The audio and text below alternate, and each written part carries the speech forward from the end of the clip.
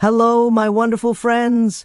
Welcome back to our ProRevenge, where you come to hear stories about people getting what they deserve. Guys, in this episode, there are 3 stories. The first is a Karen that sues a company, and it goes completely wrong. The second story is OP exposing his sleazy, scummy, disgusting boss and sending him to the good old slammer. I hope you stay for the stories today, and do hit that subscribe button for future stories.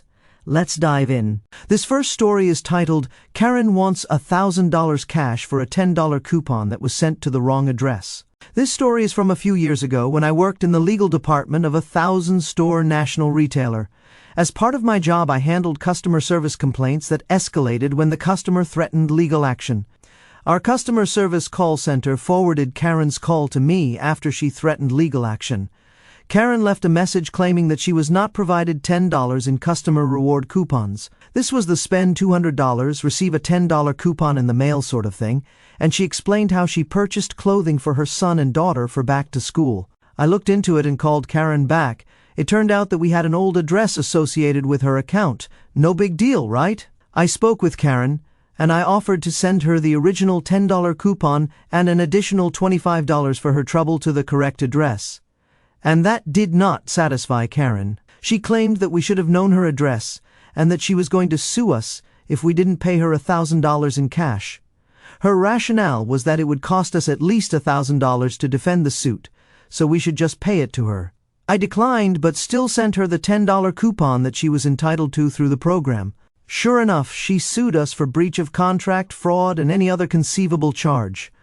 I went to my boss, the CEO, and told him the story, and he asked what I wanted to do. I was feeling vengeful because she was fairly rude to me over the phone, and I said I'd rather pay legal fees to a defense attorney than pay Karen. And he agreed. I contacted outside counsel, our awesome attorney, and explained the situation to him. And I kid you not, he said, I get to sue Karen? I should be paying you guys. I'll gladly take the case. And he agreed to defend us at a reduced rate. Part of our defense strategy was to countersue her under the state's frivolous lawsuit statute, which would move the suit from small claims court to the larger civil court. Awesome attorney filed our answer and counterclaim. Although Karen was an attorney, she was not a defense attorney, so she had to engage her own attorney to defend her against the counterclaim. After a couple of hearings, she offered to settle for no more money exchanged and the dismissal of both suits. And she didn't even get the $25 coupon that I offered her. I talked with the awesome attorney about continuing our claim, but he advised it would probably be worth settling and being done with it rather than being vindictive. Although vindictive would have been fun, courts tend not to like that, so I agreed. My company ended up paying awesome attorney $900 in attorney's fees. Awesome attorney later called and told us that the attorney Karen engaged charged her $1,700 to defend the suit. Although I would have liked to continue with our suits, I think her having to pay $1,700 over a $10 coupon sent to the wrong address is sufficient justice. I'm so glad OP stood his ground and defended against this person who tried to milk a company for something ridiculous, like sending a coupon to the wrong address. I would have gladly taken that $25 coupon and would have checked the mailbox every single day for it. But not Karen. Karen would never do that. She would rather pay $1,700 than take that $25 coupon. Oh, typical Karen. Big L. The next story is titled, I Imprison My Repulsive Boss. Almost 2 decades ago, I worked in the magazine publishing industry as an advertising and marketing manager. What this meant is that I sold advertising spaces in our line for various publications. You know those fancy clothing ads or product ads between articles? Yeah, those. And when you're good at it, you can make embarrassingly large stacks of cash. I was about 20 years old, making a very healthy $150,000 a year. So I thought I nailed the dream job. My director on the surface seemed like the most awesome boss. He was charismatic, and he knew how to lead. He was a retired Marine and was incredibly good at motivating his subordinates. He was friends with the actual Wolf of Wall Street, Jordan Belfort, and had him come into our company to teach us how to close sales. And yes, I know how to sell you this pen. My director, I'll call him D, was in actuality one of the shadiest people I've ever met. And his overconfidence in his skills led to not only his downfall, but also led to a huge scandal in the company, resulting in multiple investigations, including his arrest and the CEO's arrest on different charges. I won't get into the backstory of how I started there or how he rose up the ranks under D. All you need to know is that he took me under his wing to train me as his protege. D was known in the company to create advertising initiatives that would be insanely profitable. He would then move one of his subordinates into managerial roles on that project so he could move on to the next initiative. What most people didn't realize was that his initiatives were only sustainable for maybe 2 to 3 years before they would start losing money. But because D was such a prominent figure in the company, the manager who took over the project would take the blame for it, citing lack of proper management skills. So D was largely untouchable and never took the blame. D put me in charge of one of those initiatives, but instead of losing money, I was able to sustain it for more than 7 years. This gave me a staff of 200 additional sales reps to oversee. I was also the supervisor of the graphic designer, IT/HR, and I had my own accounts to manage as well. So I was working from 6 a.m. to 11 p.m. 6 days a week. One of the things I always thought was weird was that D required everyone he was in charge of to provide him with their PC login and password. Keep in mind that this was the early 2000s, and our IT was barely able to build a corporate network. So this was our best way to monitor what people did on their PCs, or so I was told. It turns out, after hours, D would log on to their PCs and would not only go through their company emails, he would also look through people's browsing history. He would set everyone's browsers to automatically save any passwords entered, so he'd read their browser emails such as Yahoo, Gmail, etc. His justification was that he was looking for any evidence of corporate espionage or violations of information. One of the most irritating was that he required everyone to save their company Outlook PST files to his network drive. For those who aren't familiar with a PST file, they essentially are a data file that records and saves all of your messages, etc. This allowed him to monitor people's company emails from his own computer. So when our team got so big, we had to hire our own accounting team. Because they fell under D's jurisdiction, he had access to their PST files as well. But our accounting team didn't know this. This allowed him to view a lot of financial communication between our parent company and also to predict where budgetary changes were being made. D would use this to maximize how he strategized his next project initiatives. He clandestinely knew where the money was going to be before anyone else, so he had time to come up with plans on how to get a bigger chunk of that cash. On the outside, his ability to do this seemed almost unnatural, but all he was doing was just reading confidential emails without anyone knowing. All accounting information was kept confidential just within the finance team, so they didn't know D was readily accessing this information. Like I said, our IT team was barely conscious. D decided that he wanted to take a 2-week vacation and left me in charge of duties. He showed me where the PST files were, and internally, I was utterly aghast at how much he was looking at our personal communications. But I was also young, naive, and making a salary that most 20-somethings could only dream of. So I thought this was normal operations. During his vacation, one of our reps dropped a cigarette down a plastic drain pipe outside the office. It turns out he'd been doing that for weeks, and the backup of cigarette butts eventually caught fire. We were forced to evacuate and close up shop for the day. Because I could work remotely, I copied all the PST files to my laptop and headed home. That's when I discovered something that will haunt me for the rest of my life. In my haste to copy the PST files, I inadvertently copied his to my computer as well. Out of morbid curiosity, I figured, why the heck not? So I started looking through his emails. At first, I found emails to another director where he was disclosing how he was able to go where the money is. It turns out another director in another branch was also doing the same thing, and they were joking about how they were able to make so much money and set up the manager they left behind to fall. They talked about how they would share this financial information with advertisers, other publishing firms, etc., to put themselves in strategically advantageous positions for prime accounts. In a nutshell, what they were doing was sharing corporate information without the approval from the legal team. I saw junior associates get taken to court over this. I also saw emails from several female colleagues who were mysteriously removed from the company. It turns out D has 9 harassment claims against him from those female colleagues. But because he was so profitable to the company, the CEO turned a blind eye, settled them out of court, and then moved D to a different team to avoid any negative perceptions. Many of these emails between D and those female colleagues were very explicit, and it was very clear his advances were unwanted. Lots of pictures of his private parts, lots of pictures sent to those women of D and his wife engaging in activities, hoping the female colleagues would want to join in, etc. D also had a folder called New Accounts. By this point, my image of D was shattered.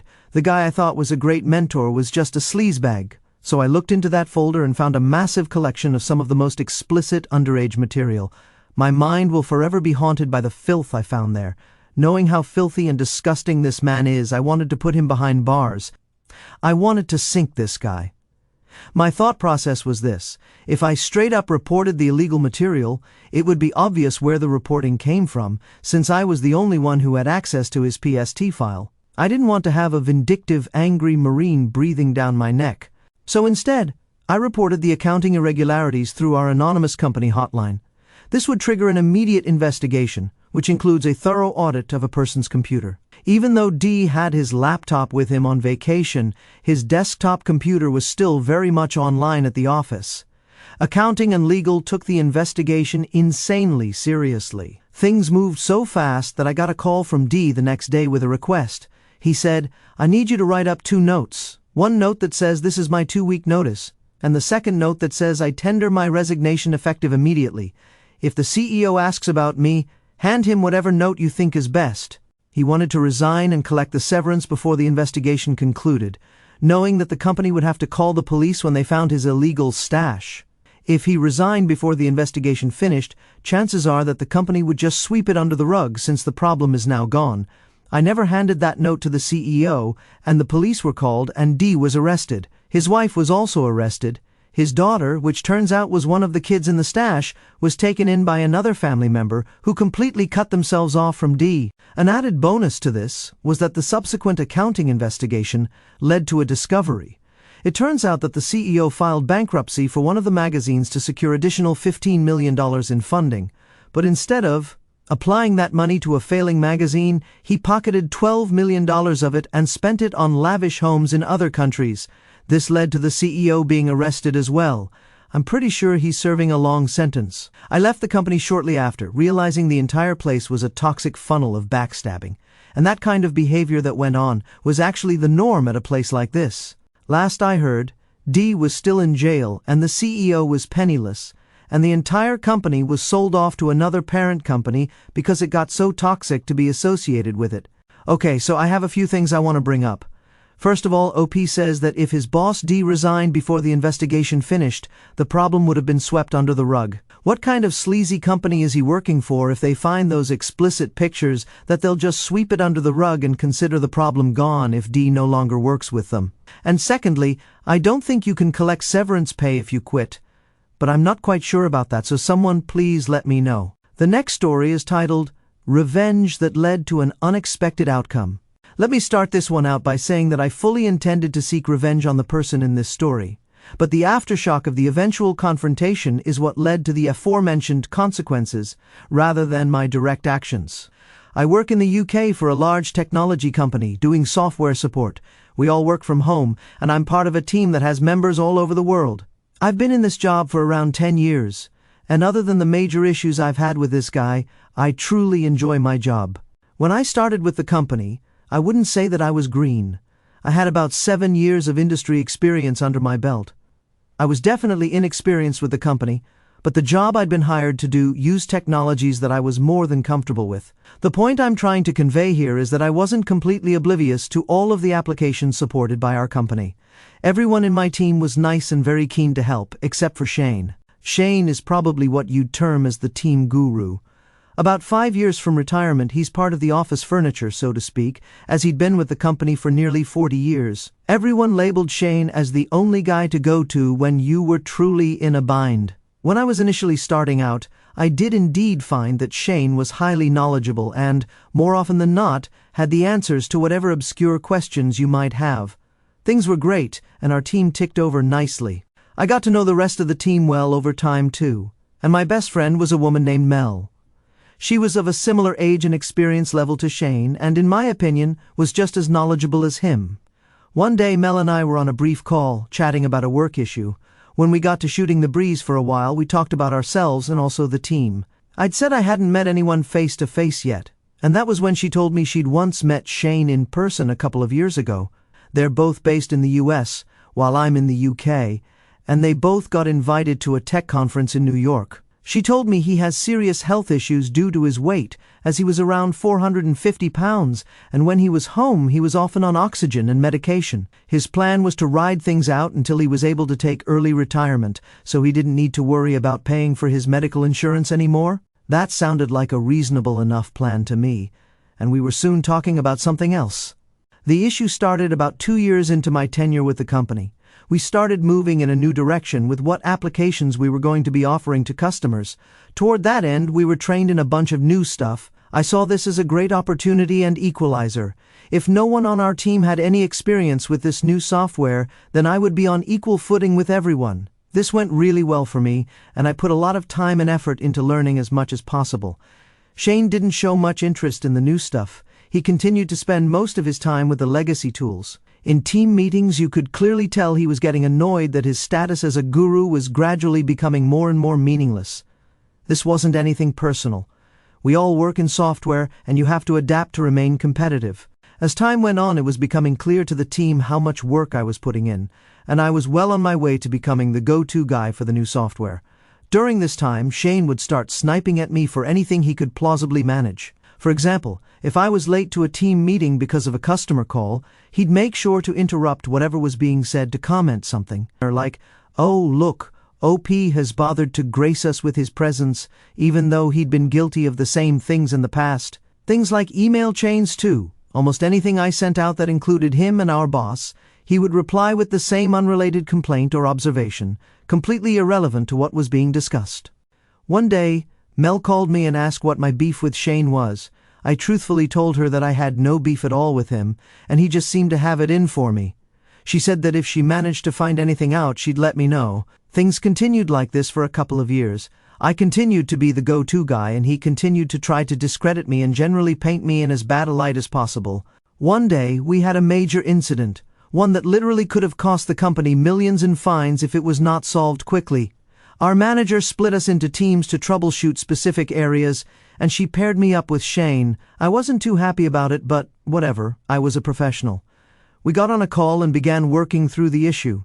As our call progressed, it was becoming more abundantly clear why he didn't like me.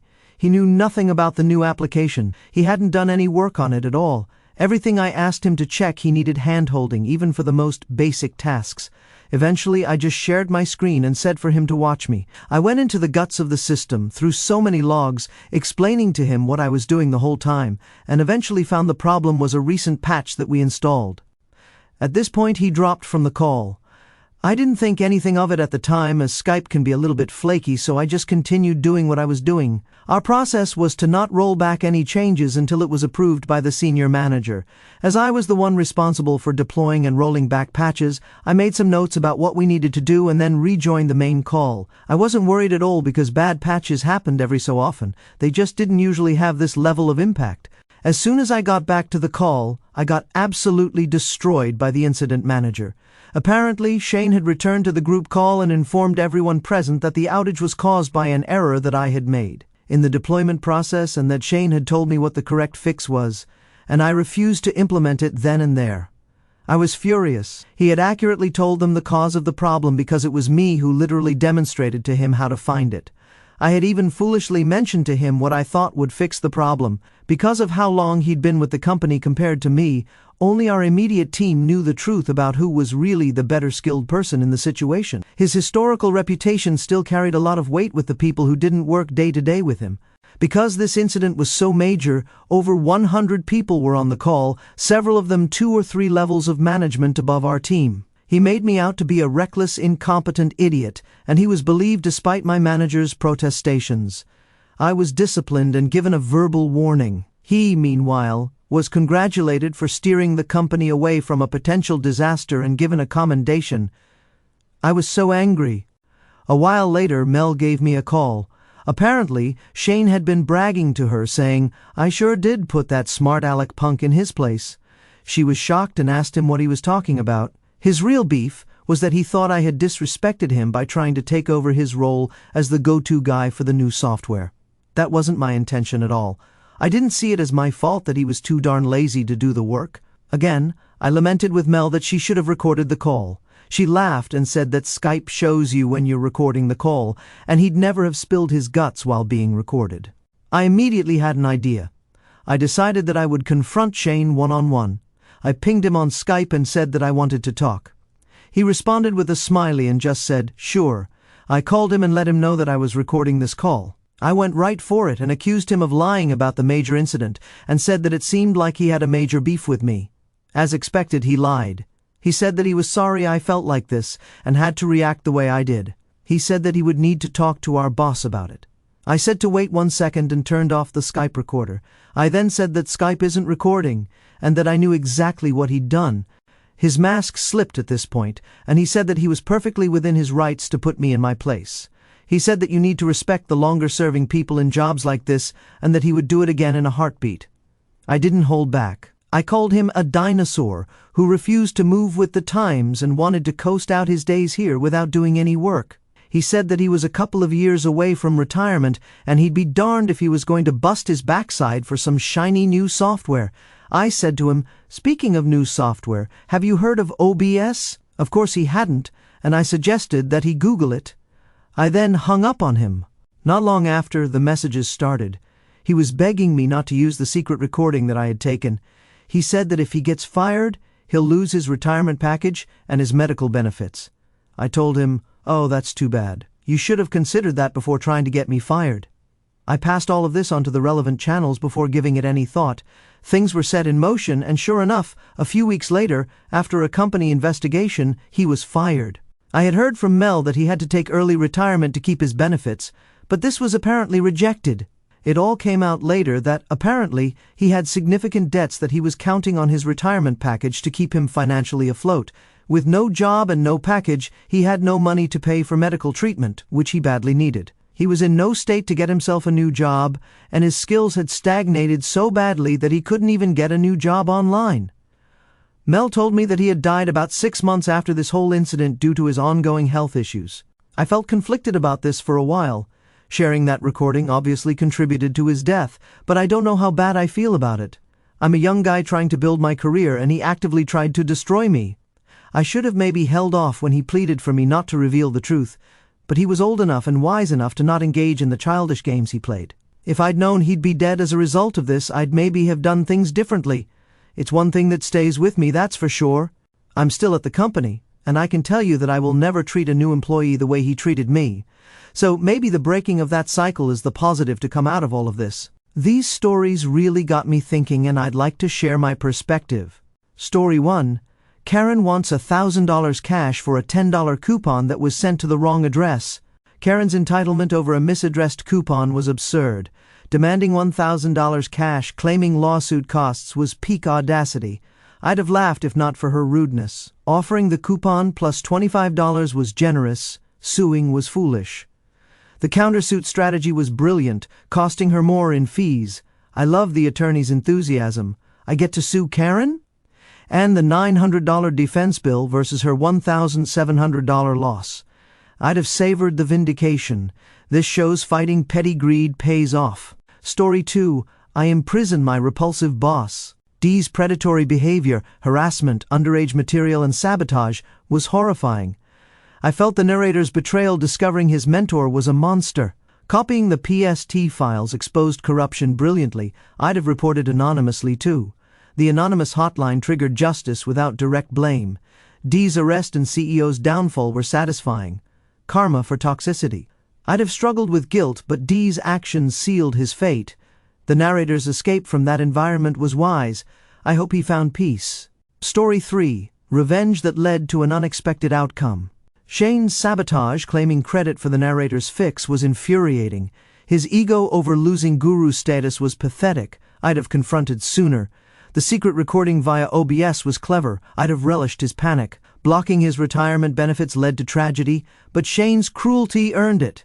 I understand the narrator's conflict. Revenge backfired fatally, yet breaking the cycle of mistreatment is positive. I'd reflect deeply too, but Shane's death wasn't directly the narrator's fault. I have so many questions about this story. What do you guys think? Let me know in the comments below. And that wraps up another episode of our /ProRevenge. If you missed the last episode of /ProRevenge, go check it out now, and I'll see you guys in the next one.